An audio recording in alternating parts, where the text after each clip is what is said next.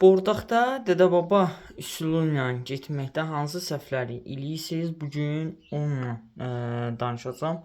Bordaq dananın yenilənməsində dədə-baba üsulu ilə arpanı az verirsiniz, otu isə çox verirsiniz. Bunun səbəbi ondan ibarətdir ki, arpanı tam həzm eləmədiyinə görə köp problemi, yemlə küsmə kimi problemlər hamısı yaranır və ot sayəsində də sizin heyvanların qarnı şişkin vəziyyətdə olur və bu da səhərsi gün heyvanın kökəlməsində problem yaradır.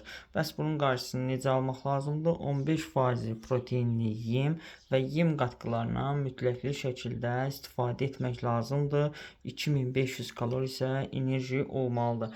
Əgər yemlənmə haqqında məlumat əldə etmək istəyirsinizsə, özünüz zootexnikam xüsusi yemləməyə cavabdeh şəxsən 050 891 35 35 nömrəsi ilə əlaqə saxlaya bilərsiniz.